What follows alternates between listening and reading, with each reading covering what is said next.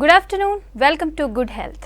Varicose veins సమస్యతో బాధపడుతున్నారా? ఇప్పుడు మనకు సరికొత్త టెక్నాలజీ లేజర్ ట్రీట్మెంట్తో మన ప్రముఖ డాక్టర్ అభిలాష్ సంధ్యాల గారిని మీ సమస్యల గురించి అడిగి తెలుసుకోవాలి అంటే కిందున్న నెంబర్లకు కాల్ చేయండి. Hi doctor, good afternoon. Okay doctor, ముందుగా చెప్పండి, ఇంతకు ముందుతో పోల్చుకుంటే వెరికోస్ వెయిన్స్ అంటే ఒక అవగాహన వచ్చింది. అసలు ఇది రావడానికి రీజన్స్ ఏంటి? సో వెరికోస్ వెయిన్స్ అంటే ఇదొక వాస్కులర్ ప్రాబ్లం అనమాట. అంటే రక్తనాళాలకి సంబంధించిన ప్రాబ్లం. కాల్లో ఏదైతే చెడు రక్తం ఉంటుందో అది పాదం నుంచి గుండెకి సరిగా వెళ్ళకుండా కింద పడిపోతే ఈ ప్రాబ్లం వస్తుంది. తెలుగులో దీన్ని చాలామంది బై మిస్టేక్ నరాలు అంటారు, కానీ కరెక్ట్ తెలుగు వర్డ్ దీన్ని సిరల్ అనాలి. సిరల్ చెడిపోవడం వల్ల పైకి వెళ్ళాల్సిన బ్లడ్ కింద మిగిలిపోవడం వల్ల ఈ ప్రాబ్లం వస్తుంది. దాన్ని వెరికోస్ వెయిన్స్ అంటాం. ఇది వచ్చే కారణాలు రకరకాల కారణాలు ఉండొచ్చు. రిస్క్ ఫ్యాక్టర్స్ అంటాం. అంటే ఈ రీజన్ వల్ల అయ్యి ఉండొచ్చు అని చెప్పగలుగుతాం, కానీ ఇదే రీజన్ అని చెప్పలేము. ఏంటి ఆ రిస్క్ ఫ్యాక్టర్స్ అంటే మోస్ట్ కామన్ వచ్చేసి ఒకటేమో standing for long hours.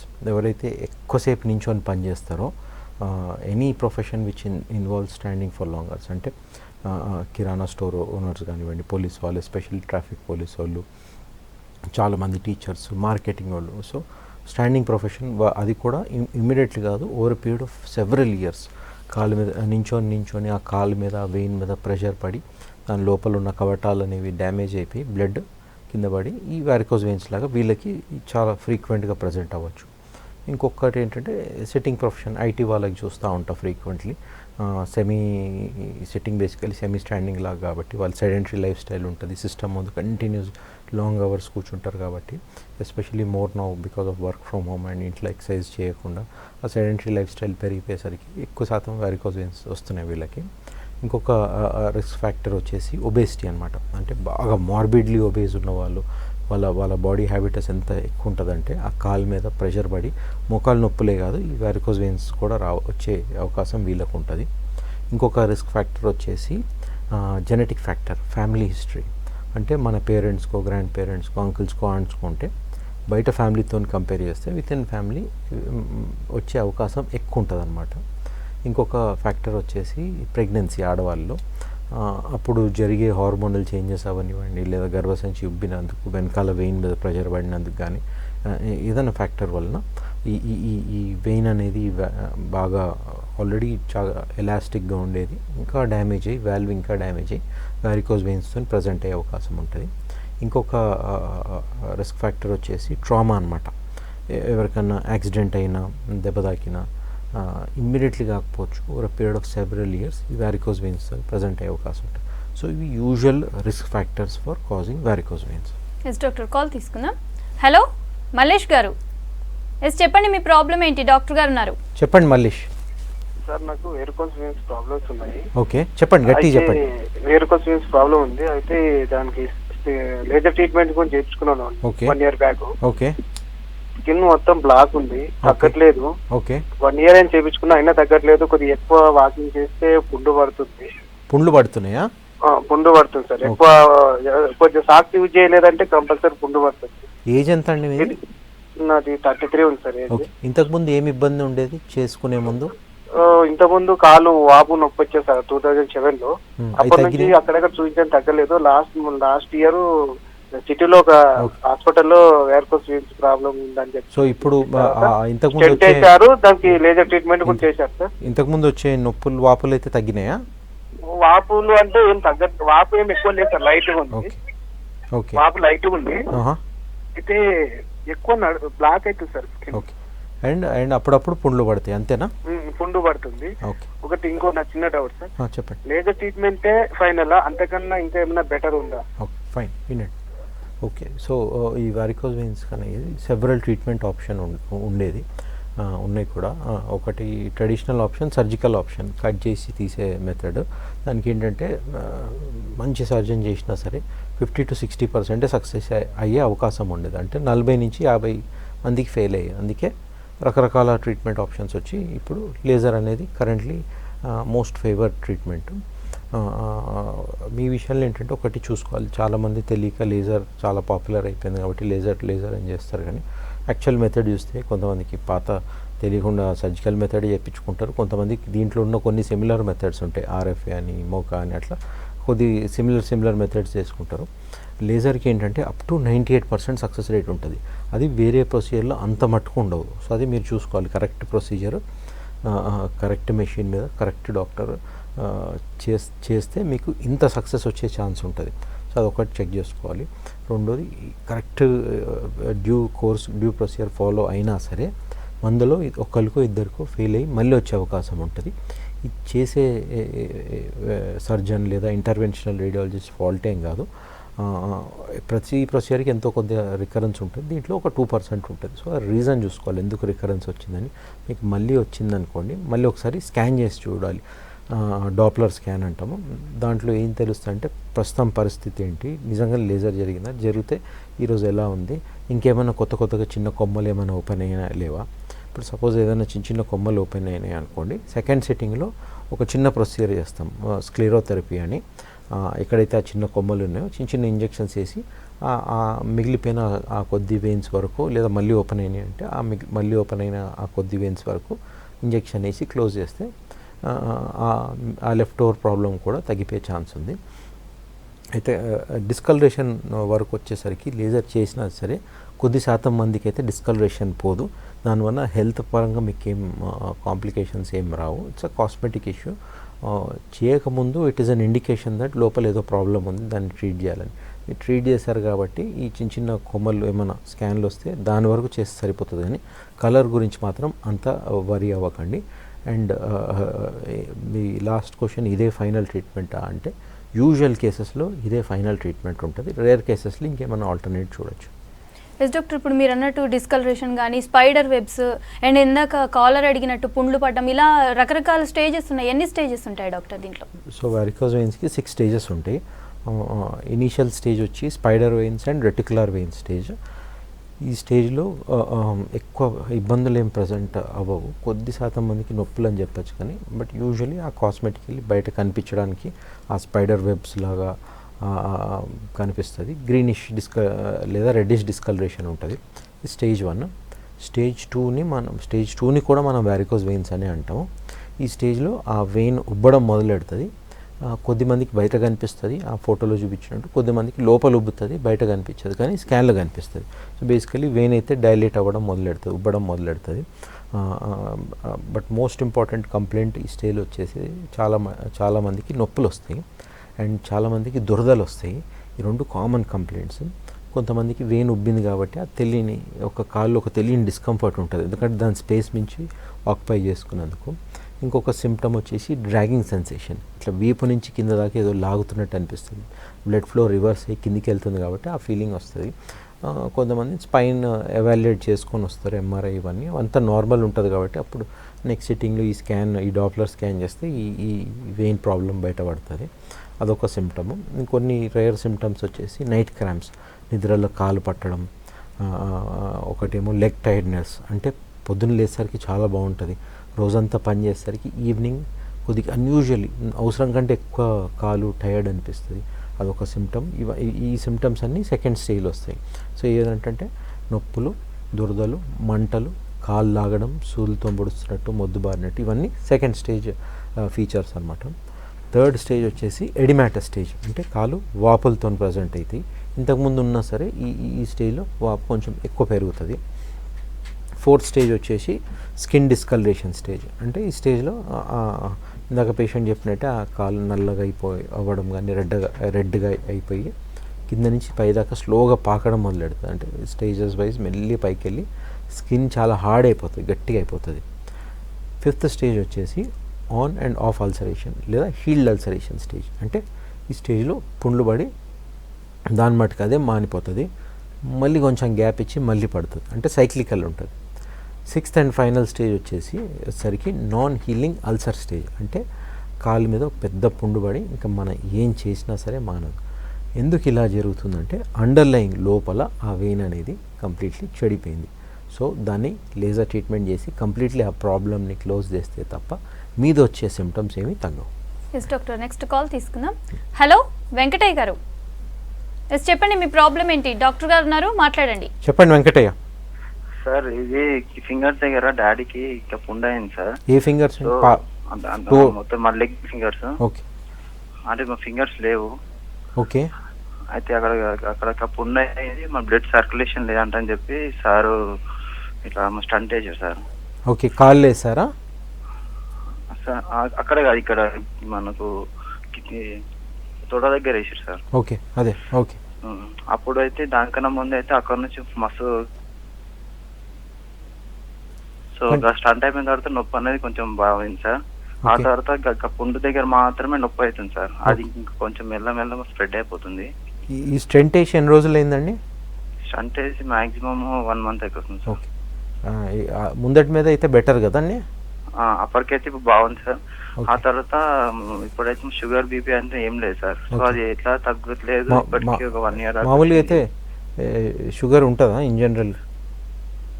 Sugar ఏం లేదు సార్. బీపీ కూడా లేదు ఎప్పుడు? ఇప్పుడు ఎటైనా షుగర్ లేదు సార్. ఏదండి, బీపీ ఉంటుందా? బీపీ లేదు, షుగర్ లేదు సార్. స్మోకింగ్ చేసే అలవాటు ఉందా తనకి?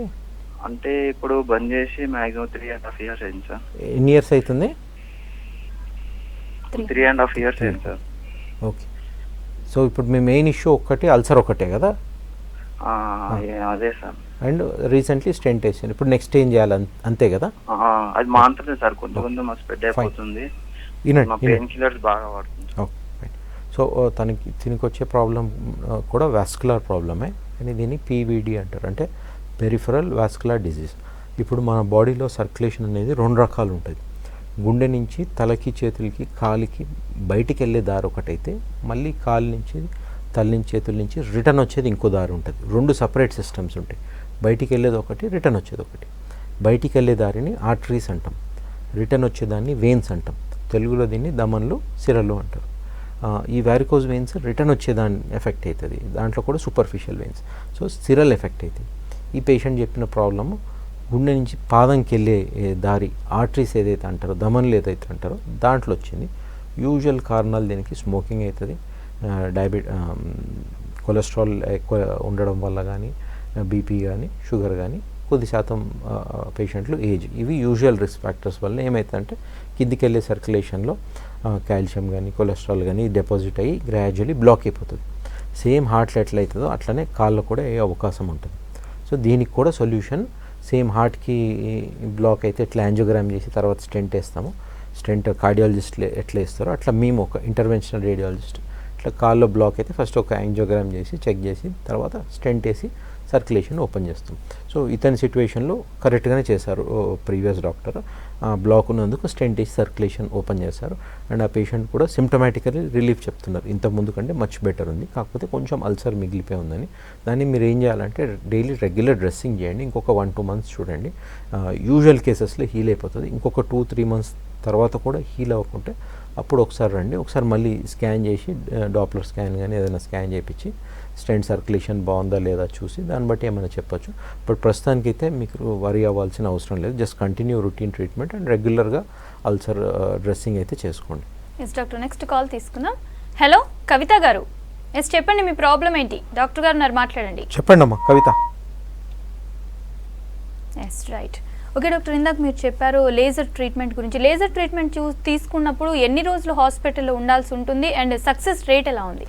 సో లేజర్ అనేది it's a non surgical method, non surgical intervention, అంటే బాడీలో ఇంటర్వ్యూన్ అయ్యి చిన్న సూద్ ద్వారా చేస్తాం. అంటే ఎక్కడ సర్జరీ లాగా కట్ చేయడం కానీ, ఇన్సిషన్ ఇవ్వడం కానీ, కుట్లు వేయడం కానీ, స్కార్లు పడడం కానీ ఇట్లా మేజర్ ప్రొసీజర్ ఏమి ఉండదు. ఈ పక్కన కనిపించే వీడియోలాగా అల్ట్రాసౌండ్ మెషిన్లో చూసుకుంటూ చిన్న సూది పెట్టి లేజర్ చేసేస్తాం. Because it's a non surgical method చాలా అడ్వాంటేజెస్ ఉంటాయి. ఒకటి డే కేర్ ప్రొసీజర్ అనమాట, అంటే మార్నింగ్ రావాలి, ఈవినింగ్ కల్లా వెళ్ళిపోవాలి. సో హాస్పిటల్లో హాఫ్ డే 1 day మించి ఉండే అవసరం ఉండదు. సో ఇది హాస్పిటల్లో అడ్మిట్ అయ్యి ఉండాలని భయపడే వాళ్ళకి లేదా ఎక్కువ లీవ్స్ దొరికిన వాళ్ళకి చాలా అడ్వాంటేజ్. రెండోది నెక్స్ట్ డే నుంచి బ్యాక్ టు వర్క్, సో ఇబ్బంది ఏముండదు, పెద్ద రెస్ట్ అనేది ఏముండదు. థర్డ్ థింగ్, సక్సెస్ రేట్ వరకు చూస్తే it has up to 98.1 or 98.2% success rate. అంటే 100లో ఒక్కరికో ఇద్దరికో, రేర్ కేసెస్ 100లో 3 రికరెన్స్ రావచ్చు. బట్ మిగతా 97 to 98 పీపుల్కి చాలా మటుకు సక్సెస్ అయ్యే అవకాశం ఉంటుంది. And because it's a non surgical method ఎక్కువ జాగ్రత్తలు తీసుకోవాల్సిన అవసరం ఏమి ఉండదు. Post procedure, post laser routine జాబ్కి వెళ్ళిపోవచ్చు. కానీ ఒక 2 వీక్స్ లైట్గా పని చేయాలి. అంటే హెవీ ఎక్సర్సైజెస్ చేయకూడదు. అంటే ఈ జిమ్, జాగింగ్, స్విమ్మింగ్ ఇలాంటివన్నీ ఒక 2 వీక్స్ దాకా అవాయిడ్ చేయాలి. బట్ లేచి తిరగడం, రొటీన్ పనులు అయితే చేసుకోవాలి. అప్ టు ఫ్యూ మంత్స్ దాకా మినిమం 3 months to 6 months దాకా స్టాకింగ్స్ ఏదైతే ఇస్తామో సాక్సులు దీనికి అది కంపల్సరీ వేసుకోవాలి. ఇదేంటంటే కంప్రెస్ చేసి క్లోజ్ చేసిన వెయిన్ని తొందరగా కరిగిపోవడానికి బాగా హెల్ప్ చేస్తుంది. లోపల సర్క్యులేషన్ కూడా ఇంప్రూవ్ చేస్తుంది. ఇంకోటి ఏంటంటే 2 to 4 weeks దాకా ఫ్లైట్ జర్నీస్ చేయకూడదు పోస్ట్ లేజర్. ఈ కొద్ది జాగ్రత్తలు తీసుకుంటే సరిపోతుంది. మేజర్గా అయితే సర్జరీ జరగాక మేజర్గా జాగ్రత్తలు ఏవైతే తీసుకుంటారో అది దీంట్లో ఏముండదు. చాలా సింపుల్గా అండ్ ఈజీగా ఉంటుంది. ఎస్ డాక్టర్, నెక్స్ట్ కాల్ తీసుకుందాం. హలో రమేష్ గారు. ఎస్ చెప్పండి, మీ ప్రాబ్లం ఏంటి? చెప్పండి రమేష్. చెప్పండి రమేష్ గారు, డాక్టర్ గారు ఉన్నారు, మాట్లాడండి. రమేష్ గారు టీవీ వాల్యూమ్ తగ్గించి మాట్లాడండి.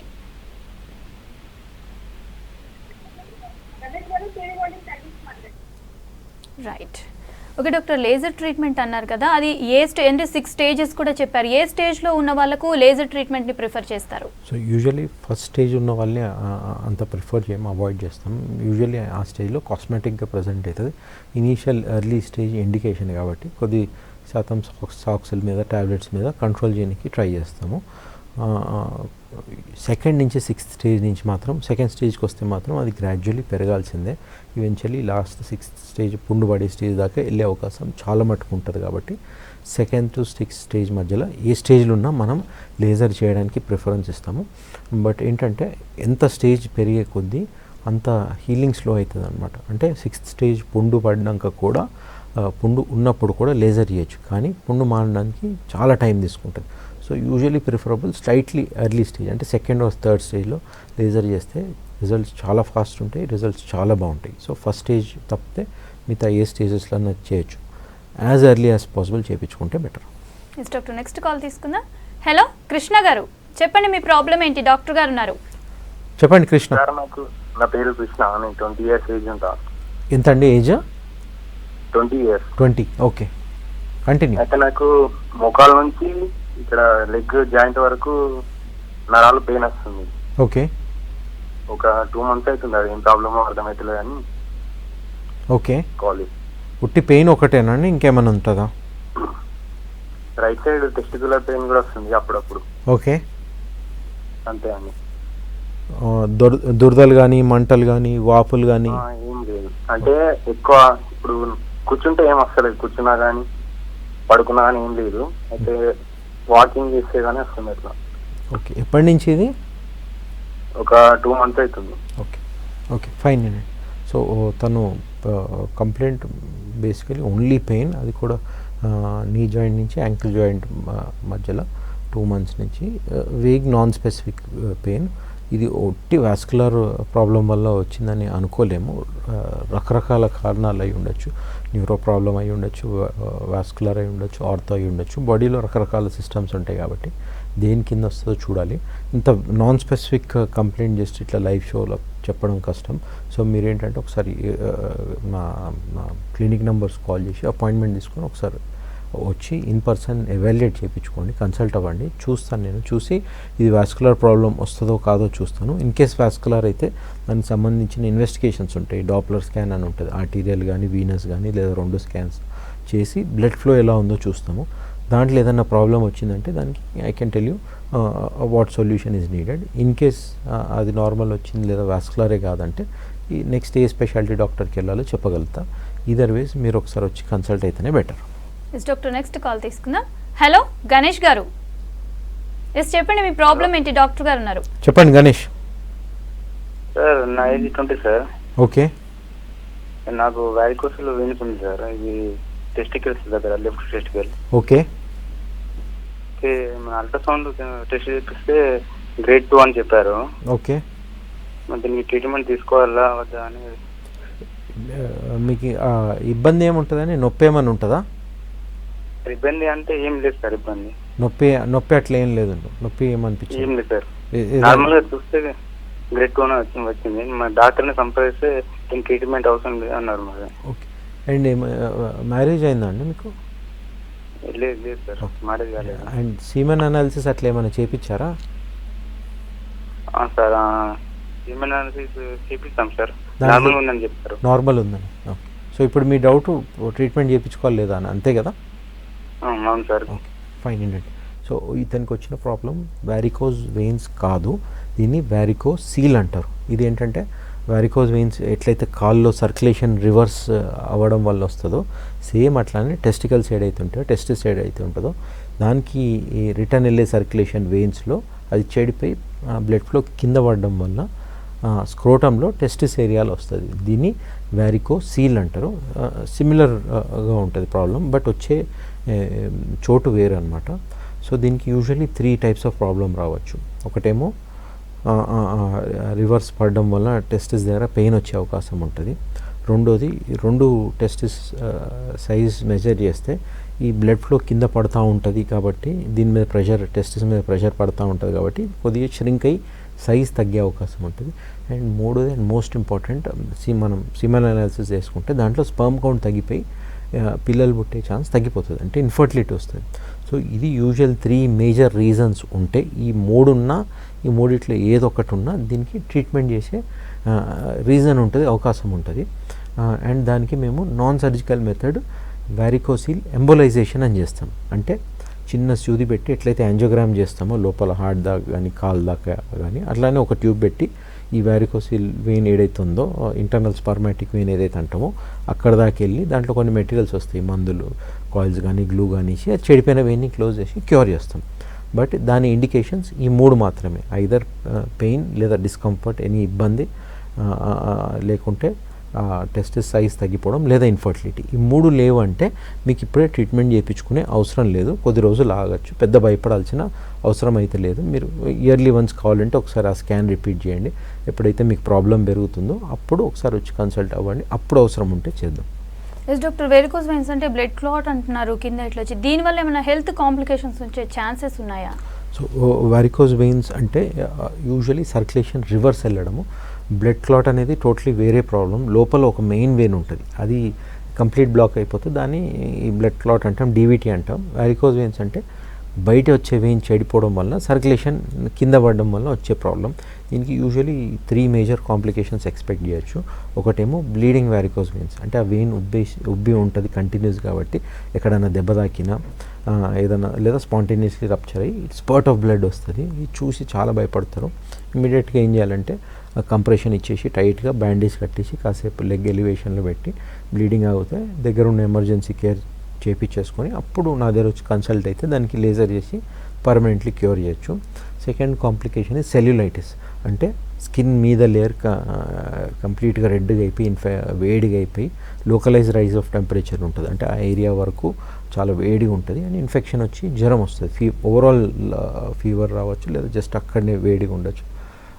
సో దీనికి మనం కొద్దిగా హై రేంజ్ యాంటీబయాటిక్స్ ఇచ్చి ఒక 1 వీక్ 10 డేస్ యాంటీబయాటిక్స్ ఇచ్చి మొత్తం ఇన్ఫెక్షన్ తగ్గించేసి అప్పుడు లేజర్ చేయాల్సి వస్తుంది. Third and most dreaded complication ఈ ప్రాబ్లంలో అల్సర్, అంటే పుండ్లు. ఈ పుండ్లు వస్తే కూడా మనం లేజర్ చేయొచ్చు. అండర్లైన్ ప్రాబ్లం వారికోస్ వెయిన్స్ వల్లనే పుండు వచ్చింది కాబట్టి లేజర్ చేసి కంప్లీట్గా క్లోజ్ చేయొచ్చు. బట్ లేజర్ అయినా కూడా కపుల్ ఆఫ్ మంత్స్ దాకా ఇంట్లో డైలీ డ్రెస్సింగ్ చేసుకోవాలి అండ్ చాలా స్లోగా హీల్ అవుతుంది. సో ఈ ప్రాబ్లమ్స్ వారికోస్ వెయిన్స్లో వచ్చే అవకాశం ఉంటుంది కాబట్టి స్లైట్లీ ఎర్లీ స్టేజ్లో చేసుకుంటే బెటర్. ఎస్ డాక్టర్, కాల్ తీసుకుందాం. హలో రమేష్ గారు, చెప్పండి మీ ప్రాబ్లం ఏంటి? చెప్పండి రమేష్. డాక్టర్ గారు ఉన్నారు, మాట్లాడండి. చెప్పండి. నమస్తే సార్. నమస్తే, చెప్పండి. Hello, continue. ఎస్ రమేష్ గారు చెప్పండి. నమస్తే సార్. నమస్తే, చెప్పండి. సార్ మాకేమవుతుందంటే నైట్ పూట కాలు బాగా గుంజుతున్నాయి సార్. ఓకే. రాత్రి పండుకున్నప్పుడు బాగా కాలు బాగా గుంజుతాయి సార్ రెండు. ఓకే, ఓన్లీ పడుకున్నప్పుడా? మిగతా టైం? ఓన్లీ పడుకున్నప్పుడే సార్. మిగతా టైం ఏమైనా ఇబ్బంది ఉంటుందా? ఏమి ఇబ్బంది, బాగా లాగుతాయి సార్, కాళ్ళు మాత్రం లాగుతాయి. ఏం పని చేస్తుంటారు మీరు? నేను అగ్రికల్చర్ సార్. ఇదండి అగ్రికల్చర్ వ్యవసాయం చేస్తుంటాం. ఓకే. సో లాగడం ఒకటే కదా మీ కంప్లైంట్? లాగడం ఒకటే సార్. Okay, fine. వినండి. సో అతను ఓన్లీ కంప్లైంట్ డ్రాగింగ్ సెన్సేషన్, కాలు లాగడం. అండ్ హిస్ ప్రొఫెషన్ కూడా involve standing for long hours. Daily రోజంతా నించొని పని చేస్తారు కాబట్టి slightly in favour of varicose veins, కానీ వ్యారికోజ్ వెయిన్స్ అని చెప్పాను, ఫర్దర్గా ఎవాల్యుయేట్ చేయాల్సి వస్తుంది. సో మీరు ఒకసారి వచ్చి కన్సల్ట్ అయితే బెటర్. ఒక స్కాన్ చేయాల్సి వస్తుంది. మనకి వ్యారికోజ్ వెయిన్స్ అని డౌట్ ఉన్న ప్రతి వాళ్ళకి ఒక టెస్ట్ చేస్తాం, దీన్ని లోవర్ లిమ్ వీనస్ డాప్లర్ స్కాన్ అంటాము. ఈ సింపుల్ టెస్ట్, ఇన్ఎక్స్పెన్సివ్ టెస్ట్, పెద్ద అంత ఎక్స్పెన్సివ్ ఏమి ఉండదు, అండ్ రేడియేషన్ కూడా ఏమి ఉండదు దీంట్లో. సో భయపడాల్సిన అవసరం ఉండదు. హార్డ్లీ 10-15 మినిట్స్లో అయిపోవాలి స్కాన్, అండ్ 1-2 అవర్స్లో రిపోర్ట్ కూడా వచ్చేసారి. గుర్తుపెట్టుకోవాల్సింది ఏంటంటే ఎప్పుడు ఒక printed report with impression and films తీసుకోవాలి. ఆ రిపోర్ట్ తీసుకుంటేనే మనకి next second or third doctor చూపించుకుంటే వాళ్ళు ఎవాల్యుయేట్ చేసి ప్రాబ్లం ఏంటో చెప్పే అవకాశం ఉంటుంది, దీనికి ట్రీట్మెంట్ చేయాలా లేదా చెప్పే అవకాశం ఉంటుంది. అండ్ ఈ స్కాన్లో కూడా ఏం చూస్తారంటే, ఎట్లయితే పొట్ట మీద పెట్టి అల్ట్రాసౌండ్ మెషిన్ స్కాన్ చేసి చూస్తారో అదే మెషిన్ మీద ఒక చిన్న లీనియర్ ప్రోబ్, సూపర్ఫిషియల్ ప్రోబ్ పెట్టి స్కాన్ చేస్తాము. ఈ స్కాన్లో ఏం చూస్తామంటే ఈ వారికోజ్ వెయిన్స్ ఉందా లేదా, వెయిన్స్ ఉబ్బిందా లేదా, మీరు చెప్పే ప్రాబ్లం అది మ్యాచ్ అవుతుందా, ఏ స్టేజ్లో ఉంది, దీనికి లేజర్ చేయాలా వద్దా, ఎంత డోస్ ఇవ్వాలి, ఎలా ప్లాన్ చేయాలి, ఇంకేమైనా ఇంజెక్షన్ ఇవ్వాలా, అండ్ మోస్ట్ ఇంపార్టెంట్ లోపల మెయిన్ వెయిన్ ఉంటుంది, డీప్ వెయిన్, అది చెడిపోతే ఈ ట్రీట్మెంట్ చేయడానికి కుదరదు. సో అది బయట కనిపించదు కూడా, అది ఓన్లీ స్కాన్లోనే తెలుస్తుంది. సో ఆ సర్క్యులేషన్ బాగుందా లేదా, ఇవన్నీ మనకి తెలిసేది ఈ వెల్త్ ఆఫ్ ఇన్ఫర్మేషన్ ఆ సింపుల్ టెస్ట్లో వచ్చేస్తుంది. సో ఆ టెస్ట్ యూజువలీ చేపిస్తా. మీకు వచ్చిన ప్రాబ్లం వారికోజ్ వెయిన్స్ అని డౌట్ వస్తే ఆ టెస్ట్ అయితే కంపల్సరీ చేపిస్తాను. దాన్ని బట్టి ఫర్దర్గా ట్రీట్మెంట్ చేయాలా లేదా డిసైడ్ అవుతుంది. ఇన్ కేస్ నాకు వాస్కులర్ అనిపించకుంటే అప్పుడు వేరే డాక్టర్ దగ్గర పంపిస్తాను. Okay, thank you doctor. Varicose వెయిన్స్కి మంచి ట్రీట్మెంట్ ఉందని చెప్పారు. ఇది ఇవాల్టి good health. Stay tune to V6 news.